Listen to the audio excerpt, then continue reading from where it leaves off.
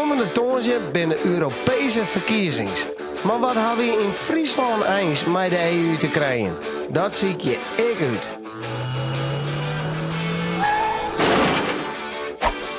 Dit is Europa voor beginners. Cambuur.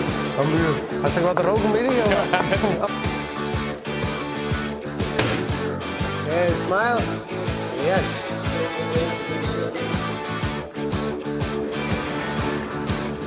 Goeiedag mensen. Ik rijd hier door Duitsland heen. En we zijn karakter echt van Ausvaart.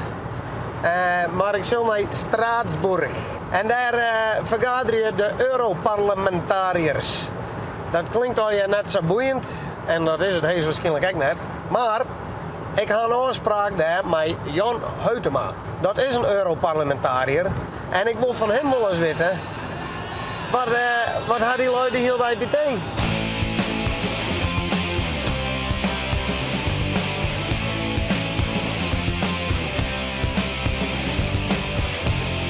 Dit is het ding.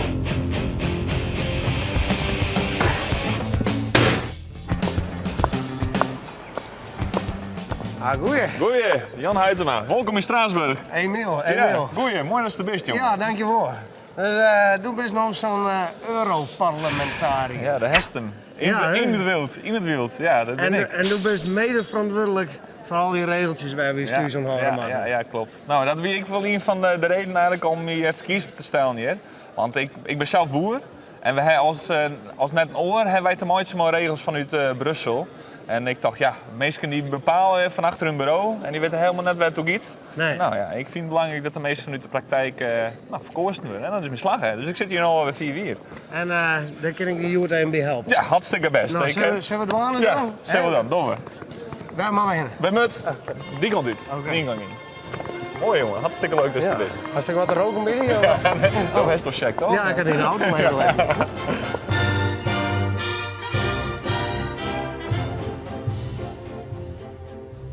Dus jongen, hier hengst de hele dag wat om. Ja, dit is mijn werkplak. Wat verder je me de hele dag uit? Nou, het dagelijkse werk van wat het belangrijkste voor mij is, dat ik meerderheden krijg hier in het Europese parlement. Dus wat ik doe, is proberen dat Europarlementariërs me steunen van mijn voorstellen. En daar ben je de hele dag mee bezig.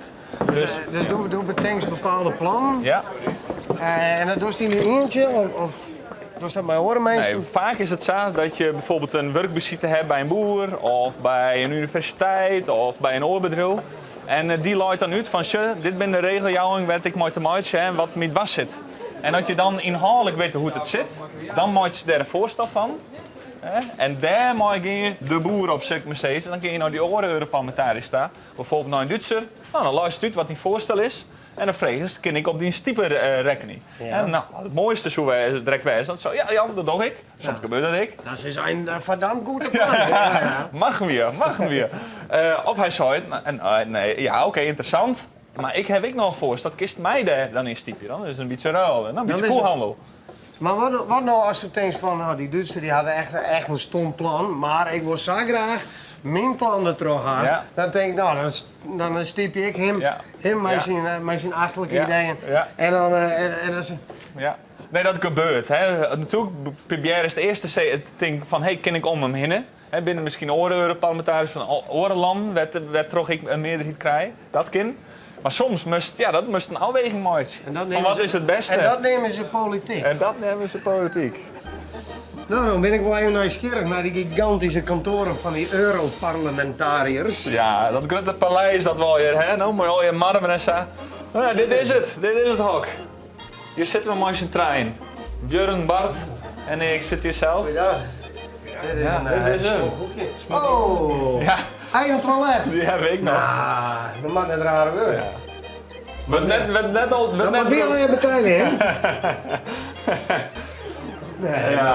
Dit is bescheiden, joh. Ja, dit is bescheiden. Nee. Ja. Nee, ik snap dat toilet hier net goed. Want dat broeken we dan net. Kun je je voorstellen, no? Wat we dat broeken zoen. Dan gaat het arbeidseten wel een beetje naar beneden. Dat is net met de hutje van de collega's. Nee.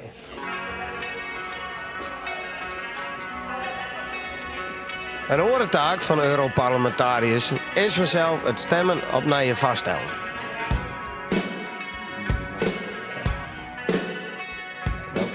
En dat gaat rap. Luister hier maar even mee. Amendment 203, CP1, who's in favor? Who is against? Abstentions? That has been adopted.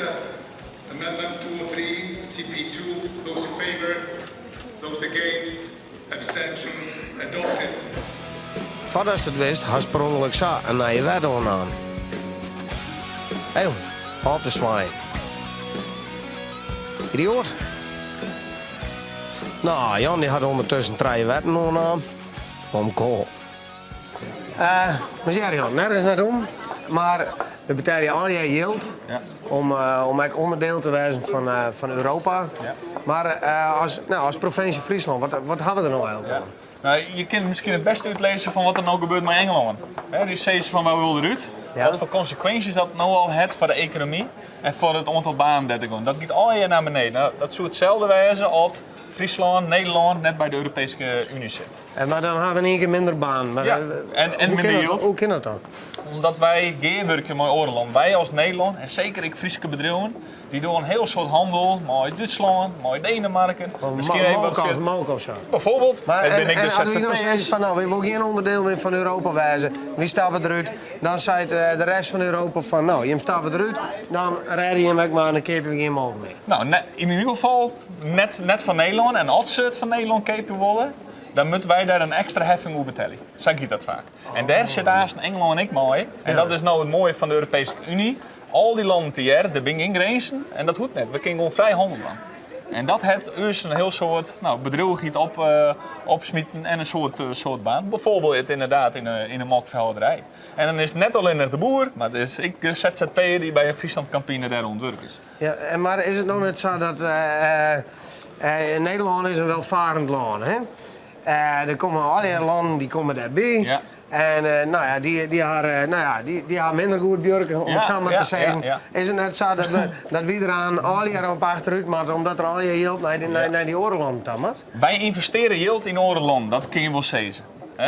Maar dan wil ik wel varen en dan kunnen die wat beter uw producten kopen. Er zijn studies, en dat rent een beetje zo in, maar bijvoorbeeld elke €1 die wij besteden in de Europese Unie, krijgen we er 8 qua omzet en winst in rond. Oh, en hoe komt het om die statistiek? Dus dat is heel moeilijk omdat het macro-economisch is, maar dat ben ik gewoon bijvoorbeeld de Europese Rekenkamer doet dat. Macro-economisch? Ja. Smiet maar waar we moeilijk Ja, ik weet het. We hebben uitzocht wat Jan bedoelt. We betalen ongeveer €400 aan de EU per jaar. Daarvan wordt er weer €200 in Nederland investeren. Dus netto betalen we 2 bankjes per jaar. Dan haast het Centraal Planbureau, het CPB. Ze gaan berekenen wat de iepen handelsgrenzen u nog opleveren. En dat komt uit op €1500 tot €2000 de maand per jaar. Dus 200 keer 8 is 1600. En dat is wat Jan bedoelt met die 1 op 8. Excuse me. We are from a Dutch palace. Can I play a little tune on this? The East boss, but actually the concept is over. One minute. If you're okay, I'm okay. Yeah, okay. No, I'm not responsible. No. Ja, ik rijd de trottoir naar de beelden van mijn bier en ik zie om mijn maat en knap de goede heer. Ik ben er graag nuchter, ik ben levensmoord, ik ging naar de crew en ik draai me idioot. Jou me een pot bier en een pak zware check, ik ben allerwetse wortpiek en ik hou die op het bek. Dat besluit jou wie het wordt nog 1 keer aan Jan, want het zet hem heeg. En dat is het moeilijke van de Europese Unie, want de meesten zullen vaak alleen op de negatieve ding van kost vol geld en wij moeten weer naar Straatsburg reizigen. En er zijn 28 landen, dus Nederland is maar een Sanliets landje en die heeft een volle minder grote stem in dat hele grote Europa. Maar ja, we zijn heel makkelijk wend onder de voordelen van de Europese Unie. Nou, dat er al baan binnen, dat we vrij kunnen reizen. Daar gaan minder mensen daar gaan mensen minder gauw. Ja, inderdaad. Dat nemen ze al van gewonnen te zitten. Ja. Maar via het net, ik zei zo wel eens, via het net wat er gebeurt als ik geen boeren meer binnen Nederland. Maar via het ik net wat er gebeurt als Nederland en in de Europese Unie zit. Zeg maar weer naar Europa voor beginners. Want dan sta ik met een onbekende man in de wc.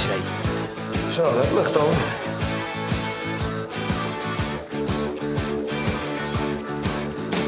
Ben al even bezig hoor.